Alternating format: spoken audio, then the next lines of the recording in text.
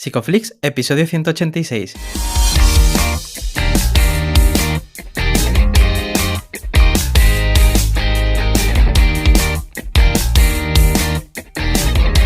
Bienvenidos a Psicoflix, un espacio de psicólogos para psicólogos, un podcast donde entre todos buscamos ser cada vez mejores profesionales de la psicología. Aquí hablamos de todas las estrategias, técnicas y noticias de la psicología contemporánea, pero siempre con la evidencia científica que nos gusta defender. Hoy estamos a 24 de noviembre y estamos emitiendo nuestro episodio número 186, en el que vamos a hablar del algoritmo de intervención telefónica en crisis suicida. Pero antes, recordaros que en psicoflix.com podéis registraros y acceder a todo el contenido exclusivo para suscriptores. Bueno, bienvenidos al podcast, muchas gracias por estar con nosotros de nuevo una semana más. Yo soy Ye, ¿qué tal Darío? ¿Cómo estás? Hola Ye, pues muy bien, entusiasmado con este finde que tenemos en Sevilla con un montón de gente. Bueno, hemos hecho sold out, ¿no? O sea, hemos tenido que cerrar la venta de entrada porque estamos hasta arriba.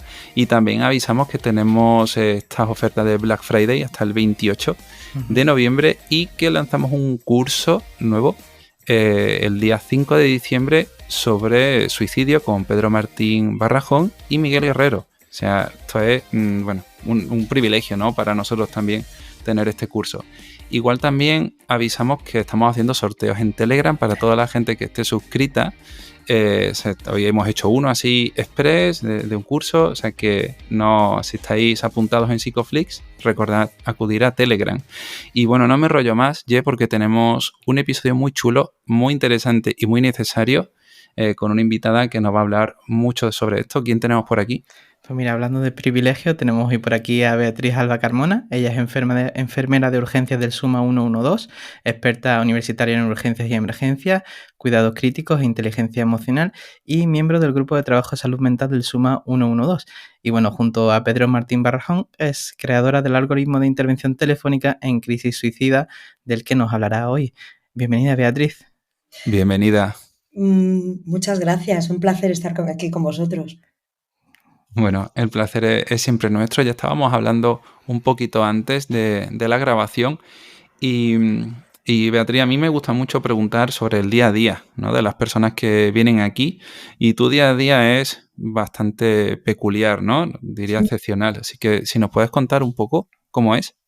Pues mi día a día es, yo soy enfermera de emergencias, entonces mi turno de trabajo es bastante peculiar, no es el que pueden seguir las enfermeras de un centro de salud o de un hospital. Yo hago turnos de 24 horas, con luego unos días de descanso, una cadencia más o menos como la de bomberos. Y bueno, pues os podéis imaginar que en 24 horas atendiendo urgencias y emergencias, pues vemos todo tipo de situaciones. Y por desgracia, pues las que más frecuentes son y las que más van creciendo son todas las relacionadas con la conducta suicida y con los problemas de salud mental. Entonces, sí que quiero dejar claro que no el que tiene una conducta suicida no tiene por qué tener un trastorno mental, pero sí que es verdad que cuando nosotros vamos a un aviso relacionado con la salud mental, como una crisis de ansiedad, como una alteración de la conducta, al final, cuando consigues vincular con la persona y rascas un poquito, pues te llevas muchas sorpresas. Y creo que es en lo que debemos centrarnos y aprender. Has hablado de vínculos, ¿no? Y creo que es súper necesario porque siempre que hablamos de esta intervención en la conducta suicida, el vínculo es fundamental para luego poder facilitar la intervención, ¿no? ¿Cómo son estos primeros momentos o este primer contacto que haces con las personas? Pues la primera impresión, que dicen que se establece en los primeros segundos de toma de contacto, es fundamental. Y además yo siempre que hablo con la gente que me lo pregunta o con compañeros, no hay nada mejor para vincular con alguien que ir desde tu verdad. Es decir, yo no puedo impostar que tú me preocupas sin que la otra persona no se dé cuenta. Entonces, si yo quiero que pienses que me importas, si yo quiero que pienses que estoy ahí para ayudarte, si yo quiero que pienses que puedes confiar en mí, tengo que sentir que me preocupas, tengo que pensar realmente que voy a ir a ayudarte y quiero que confíes en mí. Y entonces la comunicación no verbal lo hace solo. Se nota bastante calidez, ¿no? En la forma en la que hablas. Y yo creo que esto vendría ya un poco de base, ¿no? Llevas un montón de años trabajando en esto y me gustaría preguntarte un poco por tus inicios, ¿no? Y sobre cómo acabas especializándote. Pues a mí de siempre yo sabía que mi sitio era la emergencia, ¿no? Era la calle, era lo dinámico, lo rápido, lo inesperado, lo imprevisto, el, el adaptarte a situaciones según van sucediendo. Y fijaos, que yo cuando empecé en esto de las emergencias, los avisos que más me molestaba hacer eran todos los relacionados con conductas suicidas. Fíjate qué curioso, ¿no? Qué Ujú. paradójico. Claro.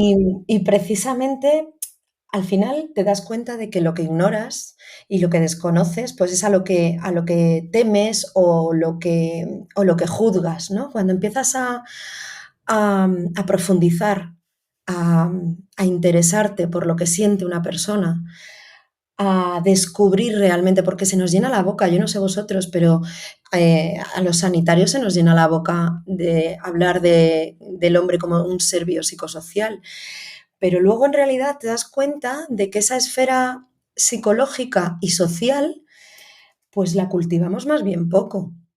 Mm. Entonces, para mí ahora es tan importante atender a una persona en lo orgánico, en lo físico, como atenderla en lo psicológico y en lo social, porque hay ¿cómo decir que se me va de la cabeza? Aspectos que rodean a la situación por la que vas a un domicilio, por ejemplo, sociales o psicológicos, que hacen que todo fluya o que todo se entorpezca.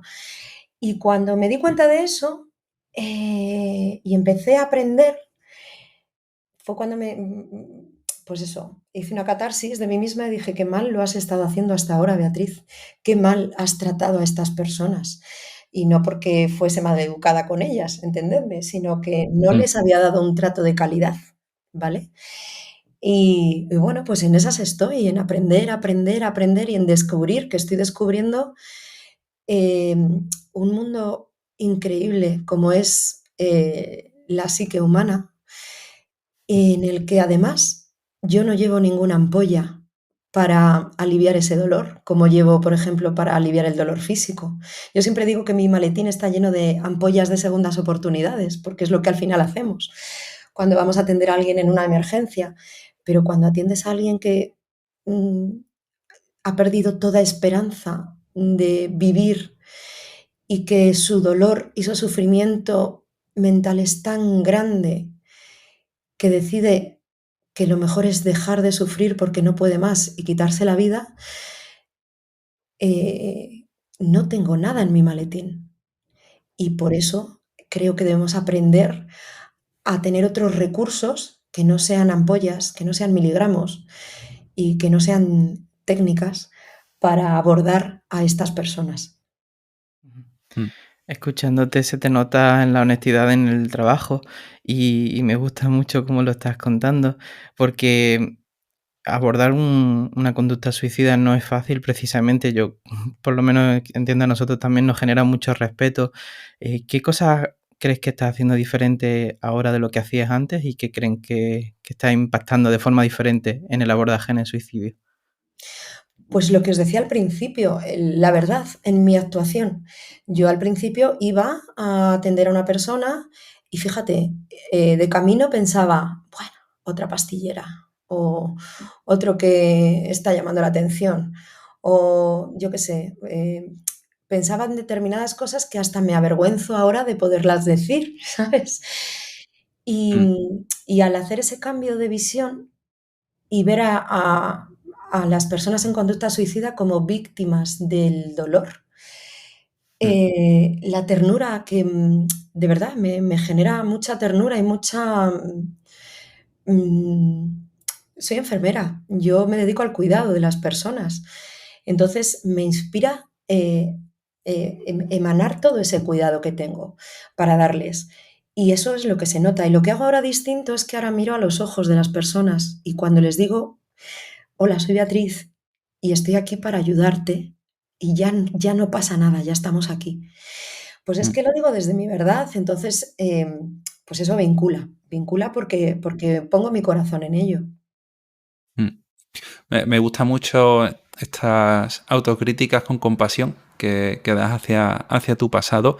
Ya hace más de 23 años, ¿no? que estás trabajando en el Suma 112. Y no sé si recuerdas cómo fue esa primera llamada, qué cosas hiciste, qué cosas sentiste. Y ahora hablaremos sobre el protocolo. ¿Mi primera llamada en conducta suicida o la primera Sí, llamada en general? La primera sí, llamada en conducta suicida no te sabría sí, decir.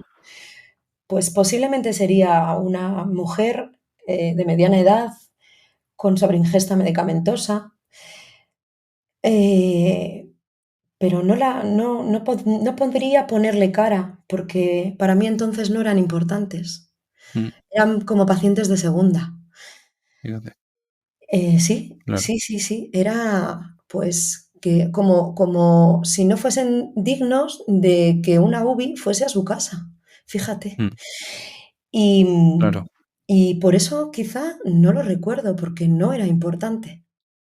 Mm, joder, pues, que me impacta, ¿no? Porque además es una manera muy, muy honesta, ¿no? De analizarte a ti y es algo que ocurre, porque efectivamente es un problema social, ¿no? Todos estos prejuicios Total. que tenemos todos en la cabeza, incluso aunque lo estudiemos, ¿no? Yo creo que en la exposición directa es donde va moldeándote de alguna manera.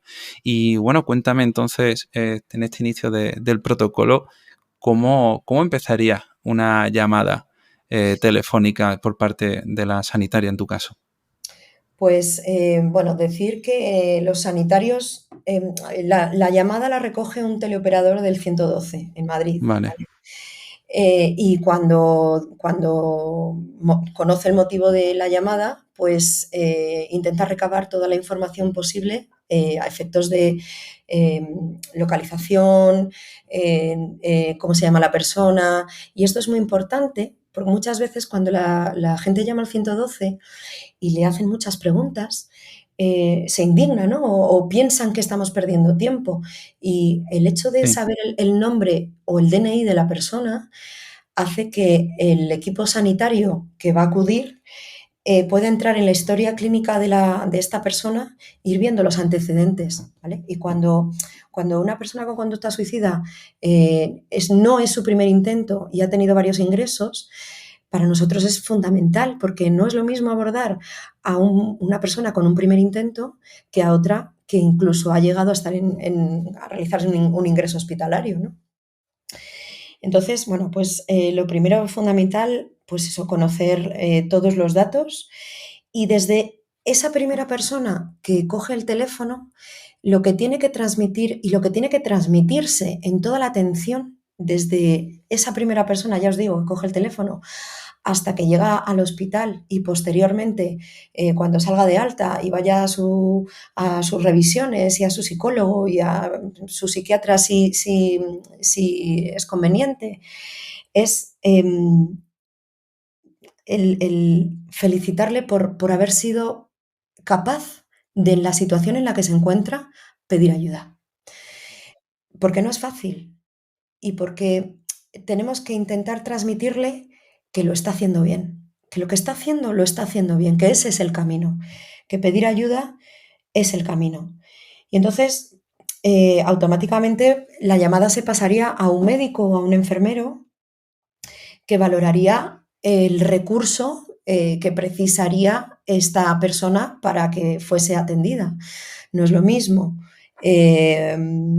una persona que ha hecho el acto, el gesto suicida con graves lesiones, evidentemente va a un recurso avanzado, o una persona que tiene la ideación la verbaliza, consulta o está con una tentativa, y entonces a lo mejor pues no necesita una UBI móvil justo en ese momento, pero sí un recurso más cercano, aunque no sea de un recurso avanzado. No sé si me estoy explicando, sino Sí. que enviar el más cercano posible para que vaya estableciendo contacto con la persona. Entonces, pues eso, le empezaría a preguntar si ha tenido intentos previos, si dispone del método, si sabe cómo lo va a hacer o no sabe cómo lo va a hacer, si tiene antecedentes, qué antecedentes tiene.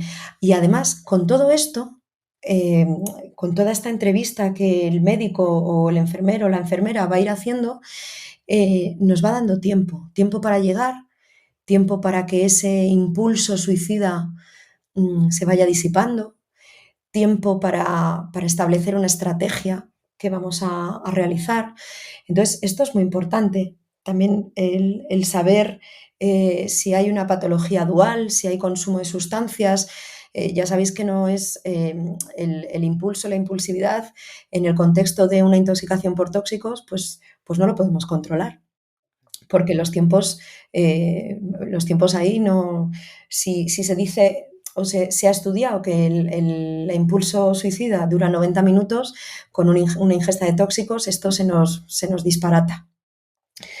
Entonces, Ujú. además de ir hablando con esta persona, pues eso, va ganando tiempo y va adquiriendo datos importantísimos para el recurso que va de camino. He de decir que nosotros no vamos al aviso cuando este médico cuelga el teléfono con la persona. Nosotros estamos saliendo al aviso en el mismo momento en el que este médico o enfermero o médica o quien esté decide que un recurso tiene que ir. Entonces, muy probablemente, cuando nosotros lleguemos, siga hablando con la persona. Y digo muy probablemente porque eso es lo que se busca, que no haya un corte en la comunicación. A veces no es inevitable porque la persona en un momento dado decide cortar esta comunicación y ya está. Pero lo que se busca es que esa llamada no se pierda, porque quizás sea la última llamada de petición de ayuda, ¿no? Y una vez que nosotros llegamos allí, pues ya cambiaría el algoritmo y sería la atención presencial. Pero fíjate que en toda esta, a veces no estamos cerca. Madrid es un sitio, bueno, hablo de Madrid porque es lo que conozco. Hay veces que tardamos muy poquito porque estamos muy cerca, pero si esto te pilla en zonas más alejadas de lo que es el centro de Madrid, como son los pueblos de la sierra o del sur de Madrid, pues nosotros podemos llegar a tardar 20 minutos. Y en esos 20 minutos, la persona que está en comunicación, lo más fundamental, fijaos para mí, de todo este algoritmo es que consiga sembrar la ambivalencia en la víctima. Porque si tú consigues sembrar la ambivalencia para que dude de la decisión que ha tomado, de si está bien, si es lo idóneo, si quizá puede esperar, entonces ya lo hemos ganado todo. Claro. Ujú. Porque la persona que atiende esta llamada lo que tiene que tener muy claro es que la idea suicida, la ideación suicida, no va a poder quitársela. Eso son años a veces de terapia eh, que no se va a conseguir en 20 minutos, en 15 minutos, pero el sembrar la ambivalencia, el conocer la historia, porque somos muy dados a juzgar, a, a sacar conclusiones de forma precipitada. Muchas veces, si tú vas a atender a una mujer o a un hombre que tiene hijos, das por hecho que esos hijos son su anclaje a la vida y posiblemente sea el precipitante, no lo sabemos. Mm. Esto es muy interesante lo que comentas y ahora quiero retomarlo porque me ha surgido una pregunta a medida que estabas comentando esa llamada inicial, ¿no? Es que en muchas ocasiones la localización de la persona, a veces la persona toma precauciones para evitar ser encontrado. Bueno, y además de usar la geolocalización o la triangulación, ¿no? Que utilicen pues los servicios o los cuerpos de seguridad, en muchos casos eso no es suficiente, ¿no? ¿Cómo hacéis para recabar esta información también en la llamada? Pues mira, se le intenta preguntar qué ve, dónde está, eh, pero no directamente. Pues imagino que me estás llamando desde algún lugar alejado, como, no sé, un parque, o entonces es intentar que la persona te vaya contando pues datos de dónde está, ¿no? O si es de tal, si tú tienes el nombre, puedes saber la localidad porque te sale el domicilio, entonces preguntarle si está por su casa, con lo cual ya tienes la localidad en la que podría estar y saber cómo va vestido. Em, si una patrulla de policía, por ejemplo, está buscando porque tiene notificación de que hay una persona con tentativa suicida y está buscando a alguien, pues tiene que saber a quién está buscando.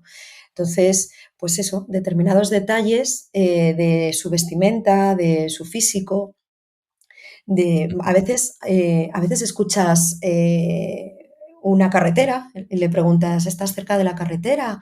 Eh, ¿En qué carretera te encuentras? O sea, todo para ir acotando en la localización de esta persona. A veces no es fácil, pero sí se consigue, ¿eh? Y cuando se consigue es muy gratificante porque cuando tú estás de forma presencial delante de alguien, controlas más la situación, pero imaginaos estas llamadas y a través de una línea telefónica la incertidumbre, la inquietud del entrevistador es muy grande, porque nunca mejor dicho, la vida de esta persona pende de un hilo telefónico y no es fácil.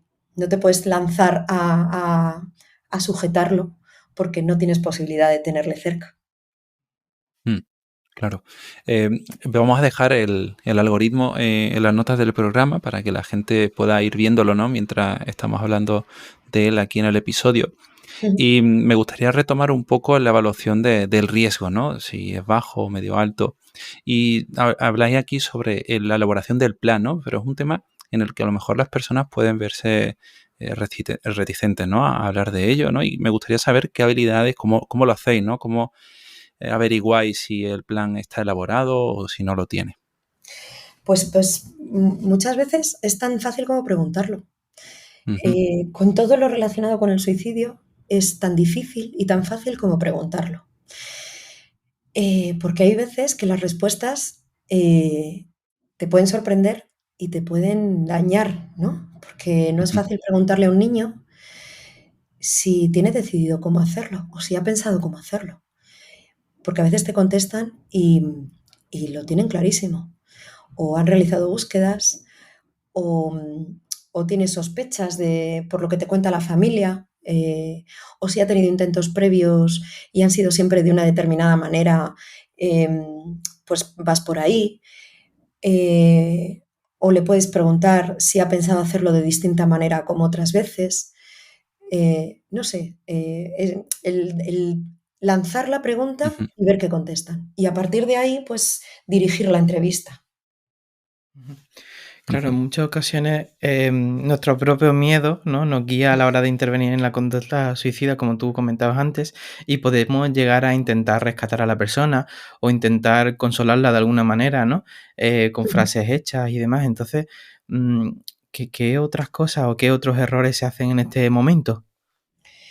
Pues mira, minimizar el sufrimiento o no validarlo, ¿no? El no ujú, validar el dolor, el sufrimiento, pues evidentemente para una persona adulta, el que a un crío o a una cría de 14 años le haya dejado el novio o la novia, que sea su primera relación, pues te causa ternura, ¿no? Y te hace hasta gracia.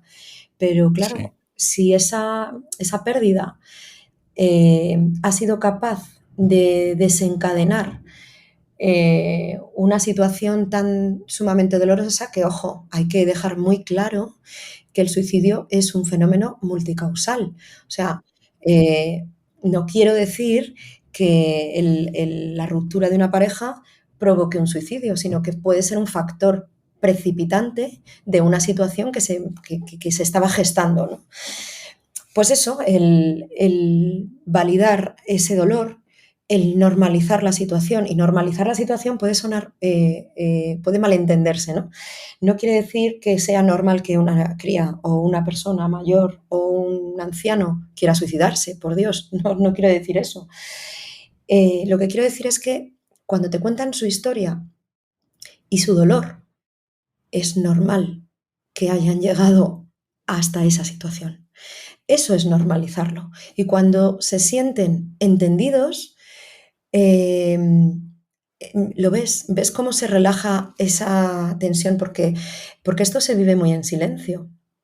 No es algo que tú vayas contando a tus amigos, familiares, pues mira, es que estoy pensando en suicidarme. No lo cuentas, esto se vive en silencio. No quieres hacer daño, no quieres provocar dolor. Y como además hay tantas distorsiones cognitivas, eh, soy lo peor, no sirvo para nada, eh, estoy solo porque me lo merezco, no sé, ese tipo de pensamientos que, que abordan la cabeza y te llevan a los lugares más oscuros de tu mente, pues el sentir que al verbalizarlo, si alguien les escucha y les asiente y les dice, pues es que yo en tu situación estaría exactamente igual, pues hombre, sentirte entendido y no solo, alivia. Entonces, el acompañamiento es fundamental, el que se sientan acompañados, y no me refiero a un acompañamiento físico, sino un acompañamiento psicológico. Em, Ujú. pues, y todo esto, sin prisa. Yo siempre digo, porque en Mm. emergencias somos así, que atendemos patologías tiempo dependientes. No sé si lo habréis escuchado alguna vez, como el infarto, el ictus, una rotura de aorta, ¿no? Son patologías tiempo dependiente porque depende la vida del paciente de lo rápido de nuestra actuación. Y en este caso, pues yo también digo que son patologías tiempo dependientes, pero inversamente Claro. proporcionales al tiempo, porque necesitas tiempo, no hay prisa, el tiempo se para.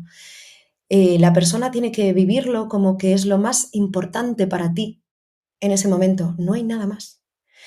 Y esto facilita que la persona drene y hable y cuente. Y, y el hecho de contar y expresar cómo se siente, sin miedo, porque a ti no te hace daño, tú eres un extraño, tú eres un sanitario que va a su casa, con lo cual tiene crear ese clima como si fuera un confesionario, ¿no? Esa sensación de aquí puedo contar lo que sea porque ni va a doler a nadie, ni nadie me va a juzgar, yo creo que es oro puro. Del mismo modo que yo creo que cometemos muchas veces un error, que es hacer promesas que no podemos cumplir. Mm. Cuando te preguntan, pero entonces no me van a ingresar, ¿verdad? Pues yo no puedo prometerte que no te ingresen, porque yo lo único que voy a hacer es llevarte a que te evalúen. Pero si el especialista determina que necesitas ingresar, vas a ingresar. Además es que creo que tienes que pasar por manos del especialista. Yo no puedo dejarte así. Prometer que no le van a ingresar, lo único que hace es que desconfíe en el futuro de cualquier sanitario. Mm. Claro, hay aquí algo que me parece muy interesante, ¿no? Sobre la forma en la que no intentáis quitarle estas ideas suicidas, sino más bien aplazarla, y esto, vamos a decir, negociación entre comillas, me parece muy complicado, y me gustaría saber cómo son las respuestas habituales, ¿no? Ante este tipo de afirmaciones y de forma de posponer la decisión. Pues mira, en un primer momento no te creen, Ujú. porque claro, no te creen. ¿Cómo va a venir esta a decirme que no me va a intentar quitar la idea de que me quite la vida? Pues es un poco increíble, ¿no? Pero Ujú. eh, hay que dejárselo muy claro. O sea, yo entiendo perfectamente que te encuentres en esta situación. Entiendo perfectamente mm, que quieras quitarte la vida, que hayas perdido toda esperanza. Pero oye, déjame que entre tú y yo, si me cuentas lo que te ocurre, quizá pueda darte una visión que hasta hoy no te haya podido dar nadie. Dame ese tiempo. No es llegar y decir, yo no vengo aquí a quitarte las ideas, sino que lo aplaces. es ir ganando tiempo. A veces, fíjate, apelamos directamente, eh, eh, y os va a parecer, no sé lo que os va a parecer, pero el decir, oye, por favor, en mi turno no, por favor, no Mm, conmigo. Hoy no, fíjate. hoy no. Y cuando el grado de vinculación que has conseguido es grande, es un buen recurso, porque, porque lo hace por ti, aunque tú quisieras que lo hiciera por él o por ella, pero lo hace por ti. Mm. Me parece bastante duro, la verdad, porque en ese momento, cuando estás hablando por teléfono, hay alguien a tu alrededor, es un momento que ves a solas. Cuéntame. Cuando llaman por teléfono, bueno, la sala del 112, no sé si la habéis visto alguna vez, la sala de Madrid, Sí. es una sala diáfana con un montón de sillas y teléfonos y hay muchas personas, pero sí que hay espacio entre las mesas. Lo que pasa es que no solamente está esa sala de emergencias, el 112, el SUMA tiene otra y a veces las llamadas no entran por 112, sino que entran por 061. Vale. Pues al final son llamadas como cuando hay una parada y el que está al teléfono tiene que dar instrucciones de RCP telefónica.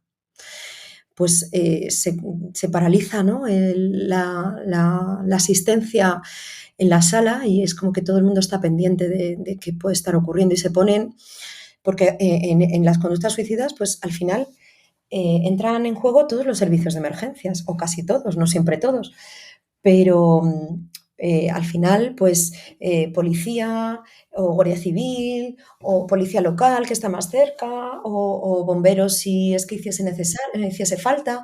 Entonces es como, son ese tipo de llamadas que paralizan todo y que movilizan todo, Sí. porque son muy Ujú. difíciles, son muy difíciles. Ujú. Claro. En este momento, ¿no? Donde ya has acudido o estás hablando con la persona, has normalizado, has validado, estás ya intentando aplazar la decisión. Un elemento que tú comentabas que también es muy importante es sembrar esa ambivalencia, ¿no? ¿Qué Sí. tipo de preguntas o qué se puede hacer en esa conversación para empezar a abrir un poco ese discurso y aplazar, ¿no? La decisión? Pues, pues hay veces que lo que tienes que hacer es, eh, se puede sembrar la ambivalencia de muchas maneras, ¿no? Pero el preguntarles si están seguros de que lo van a conseguir con el método que han elegido, Ujú. porque quizá no lo logran y a lo mejor lo que consiguen son unas secuelas muy graves para el resto de su vida, secuelas que además puedan impedirles que lo intenten de nuevo. Sí. Entonces hay veces que no han reparado en esa circunstancia. El pensar que pueda llegar a ser doloroso es una forma también de sembrar ambivalencia, es decir, tú sabes, yo no quiero dar no quiero dar detalles, ¿no? Claro, Pero claro. no todos los métodos son, o sea, no tiene por qué ser efectivo un método y puede ser muy doloroso sin llegar a ser efectivo. Entonces, el sembrarles esa duda, el hacerles también después, y es muy importante que no se ancle o se apelen a los anclajes a la vida desde el inicio, sin saber sobre todo qué tipo de anclajes son, porque ya te digo que podemos creer que son los familiares y ser precisamente todo lo contrario. Pero si, por ejemplo, le podemos preguntar por qué estaría dispuesto a vivir, qué sería aquello por lo que estaría dispuesto a vivir. Y entonces eso nos va dando también información para ir tirando. O qué ha ocurrido hoy. O sea, si esto lo llevas pensando tanto tiempo y no lo has Ujú. hecho, ¿por qué hoy? ¿Qué ha pasado hoy? ¿Qué ha pasado hoy? Porque a Ujú. veces intervenir sobre el precipitante puede llegar a crear esa ambivalencia, ¿no? El, eh, pues eso, cuando ya conoces su historia y has conseguido que, o sea, para mí lo primero sería el que hable, el hacer preguntas abiertas y que hable. Pero claro, es que esto es muy dinámico, depende de en la situación esté la persona, en qué estado de ánimo se encuentre la persona, porque Claro. no hemos hablado de ello, pero Mm, no es lo mismo hablar con una persona que está enfadada, está enfadadísima, que con una que está triste. Es que no tiene nada que ver. Y la manera de intentar vincular es completamente distinta. O sea, y es mucho más peligroso una persona enfadada, peligroso para ella, que una persona que está triste. Y, Entonces, pues y eso, dime. claro, ¿no? Y todo esto por teléfono, ¿no? Que nos falta bastante comunicación no verbal. eh, Claro, la digamos pierdes. así. ¿Sabes Claro. qué? Pierdes la comunicación no verbal, pero la paraverbal, o sea, todo lo que es Sí, el tono de voz, las pausas, mm, aquí no puedes hacer un cierre de párpados para estar claro. conforme con alguien, pero sí puedes asentir y decir, tienes razón, sí, sí, Mm. estoy de Y acuerdo. claro, no todo el mundo hablará lo mismo, ¿no? ¿Y cómo hacéis en estas situaciones cuando la comunicación es casi unidireccional? ¿Cómo le sacáis palabras? Pues fíjate, si es la persona a la que ha llamado, ya dice mucho. Porque hay Sí, veces que no es la persona, porque cuando una persona ha tenido esa bombilla, se le ha encendido esa bombilla de justo estar al límite de cometer el acto y te llama, hombre, pues ya llevas mucho ganado. ujú, Nada tiene que ver cuando llaman terceras personas. claro. ¿Sabes? Entonces eso aquí el que llama puede ir dando indicaciones de, pues eso, si está cerca, no está cerca, lo que tiene que ir haciendo. eh, no sé, por poner un ejemplo, hay veces que llaman familiares que no están ni siquiera en la misma comunidad. Uf, O, sin embargo, llama un familiar, bueno, dígase familiar, amigo, pareja, lo que sea, el entorno más cercano, ¿no?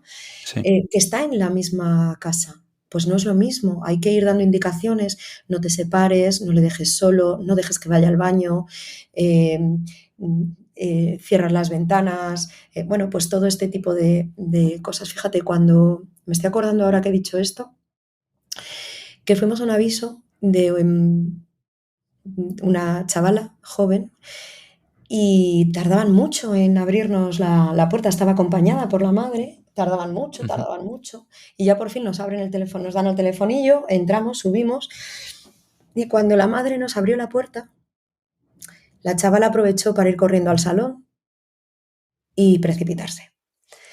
Entonces, es algo que me ha quedado tan grabado, ¿no? El de no dejar nunca sola a la persona, pero nunca es nunca, ni para beber un vaso de agua, de voy al baño no, no, pues voy contigo, hasta que mm, no lleguen los servicios de emergencias, porque si la situación es tan crítica o la han vivido tan crítica como para llamarnos, entonces todas las alarmas están puestas y todas las medidas de precaución hay que ponerlas. Nunca, nunca, nunca se debe dejar sola a la persona. Y si tienes que cogerla del brazo para abrir la puerta, la abres del brazo con ella y no pasa nada. Y mira, esto es una frase que utiliza mucho Pedro Martín Barrajón, que dice que ante su confianza y su vida, quédate con su vida. claro.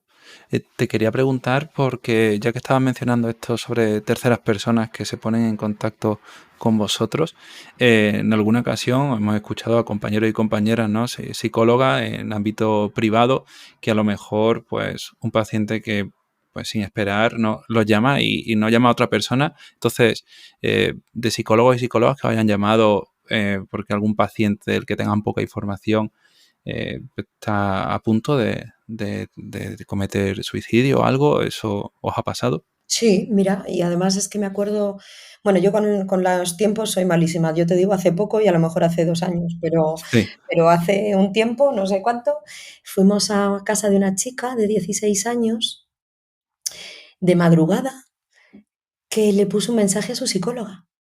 Mm, Y la fortuna fue que la psicóloga vio el mensaje.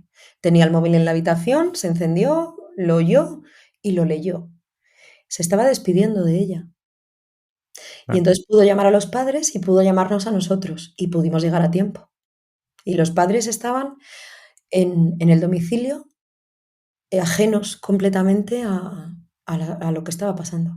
Sí que sabían bueno, la chica ya había hecho algún intento, estaba en tratamiento psicológico, bueno, de hecho llamó a su psicóloga, Ujú. y pensaban que la cosa iba bien porque se había ido, competía en no sé qué deporte y habían hecho un torneo fuera de Madrid y bueno, parecía que, jolín, estaban tan contentos porque había querido ir al torneo.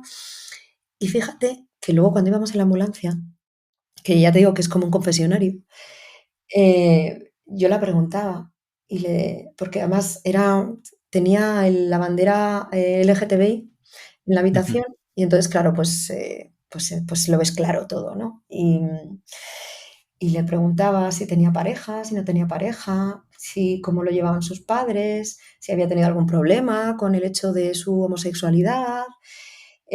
Bueno, pues intentando escarbar ese factor de riesgo, ¿no? Que en adolescentes es tan frecuente como el descubrimiento de la homosexualidad.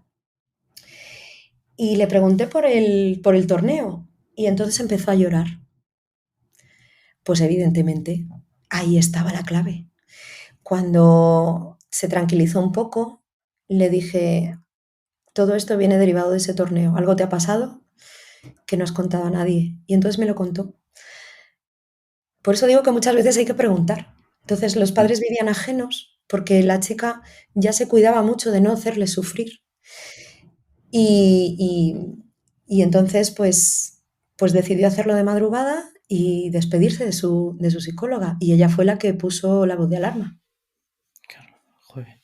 Es muy duro, ¿no? Escuchar estos testimonios porque al final es una realidad que está muy cerca y estamos llegando casi al término final del episodio, pero no me quería dejar oír del episodio sin preguntarte acerca de cuando la conducta se ha ejecutado y, por ejemplo, la persona está sola pero llega a contactar con el 112, ¿no? ¿Cómo se gestiona esta llamada y qué cosas hacéis?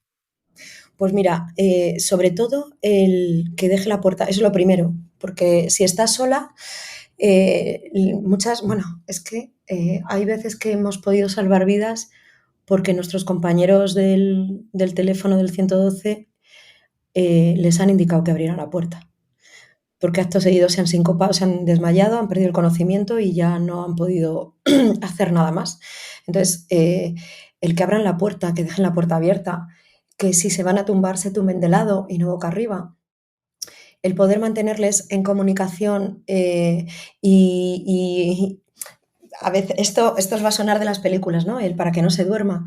A nosotros cuando estamos presencialmente con la víctima, poco nos importa si se duerme o no se duerme, ¿entiendes? Porque tenemos fármacos, conocimientos y herramientas para evitar que pase nada malo.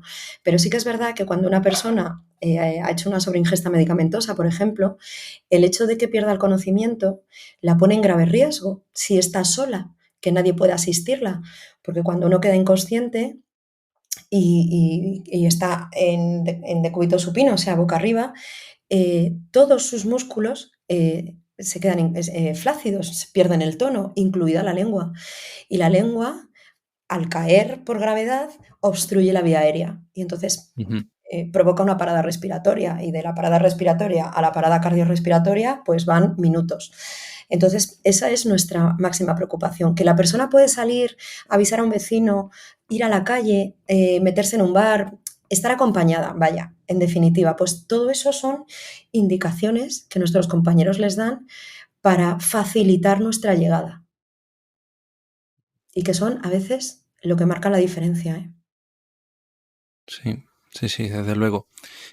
Bueno, Beatriz, y ahora hay mucha gente que te estará escuchando, sobre todo gente del gremio, ¿no? Psicólogos, psicólogas, y a veces pues nos enfrentamos a muchas cosas en general, ¿no? Hay muchas situaciones que se nos escapan de la mano, pero me gustaría que aprovechases este último hueco para decirle aquello que tú consideres que sea importante y que nosotros todavía no te hayamos preguntado, porque al final la experta en el tema eres tú. Pues mira, ¿sabes? A mí me encantaría pedir a todos los psicólogos que atiendan personas con conducta suicida eh, que la familia es la parte fundamental, que son nuestros aliados, que son los cuidadores principales y que me he encontrado a veces en tantas situaciones parecidas que luego lo que provocan es un engaño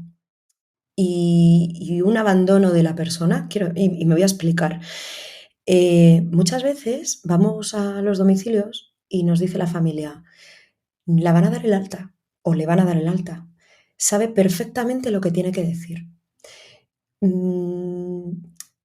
Ha estado tantas veces que sabe lo que tiene que decir para que le den el alta. Y entonces trasladamos y esto ocurre tal cual, les dan el alta porque saben perfectamente lo que tienen que decir. Y a lo que voy, si en algún momento un profesional, un psicólogo, es consciente de que una persona que está en ideación o con un riesgo elevado de suicidio, aunque se haya elaborado un plan antisuicidio, es consciente de que pueda llegar a manipular a los especialistas, es vital que esa información se le traslade a la familia para que luego nos la trasladen a nosotros. Ojalá pudiésemos acceder a vuestros escritos, a vuestros evolutivos, pero no podemos, no tenemos acceso. Y la familia nos tiene que servir de enlace. Y por eso trabajar con ellos es fundamental, porque nosotros no conocemos a la persona que acabamos de ver. Nuestra asistencia es de minutos y la gente, hay mucho tipo de personas, hay personas que son de una manera y personas que son de otra, y personas que utilizan unas estrategias para llevar a cabo su objetivo y que pueden incluir la manipulación y la mentira para que puedan conseguir su objetivo. Y eso no las define, ¿eh? Eso lo único que denota es pues un mayor o menor, pues no sé, inteligencia a la hora de cometer lo que estén pensando hacer. Entonces, que tengamos un enlace que sea la familia. Qué bueno. Pues nos quedamos con este mensaje final, Beatriz. Ha sido un gusto escucharte. Y si alguien te quisiera preguntar algo sobre el tema, porque sé que van a salir muchas dudas sobre todo lo que hemos hablado hoy, ¿dónde te podrían encontrar? Pues mira, yo estoy disponible en Twitter. Allí es donde más me muevo. No sé si ahora desaparecerá o no desaparecerá.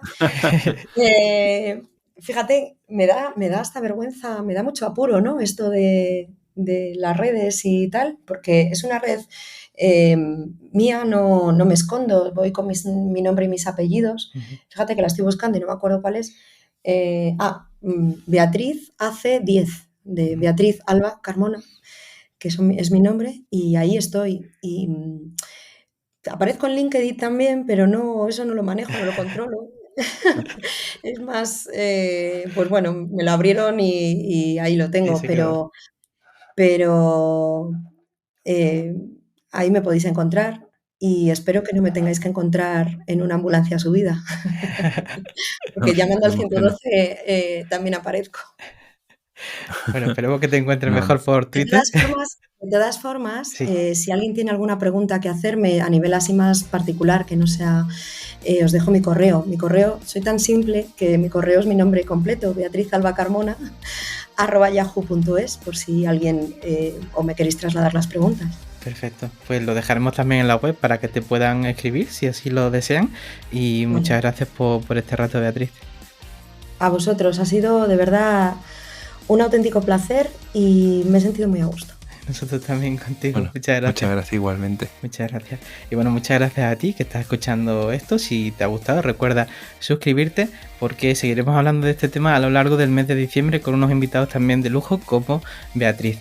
Y nada, no me enrollo mucho más. Tenéis también el curso de suicidio con Pedro Martín Barrajón y Miguel Guerrero, ya muy pronto disponible en la plataforma.